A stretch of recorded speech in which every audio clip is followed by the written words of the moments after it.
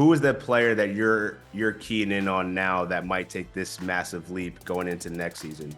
Seeing the Warriors take the L.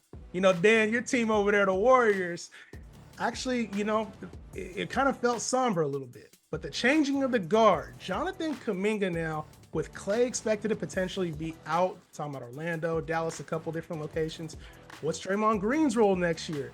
There's a big void from Kuminga, who really a lot of people expected him to take that leap. He asked for the leap and he performed well with that leap. So more of the offense through Kuminga, who was, taken with the 7th overall pick a couple years ago. This Warriors dynasty that we're used to is done. I expect a lot more from Jonathan Kuminga next season to take a big leap fantasy-wise for our teams.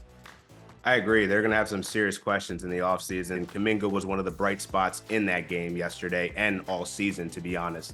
It took too long for Steve Kerr to adjust to get Kuminga in the lineup, and I think we'll finally see how good he is next year. I think you're right on that. I'm going to go Emmanuel quickly.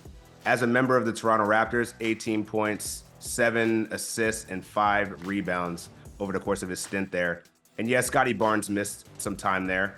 But now that he's the point guard in this very fluid system that shares the ball, everyone gets touches, everyone gets to eat, I think Emmanuel quickly is going to thrive in this.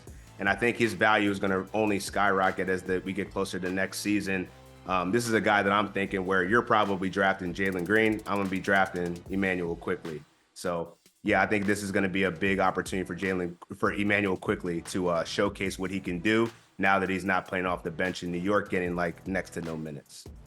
So you got him like top 50, 75 value there.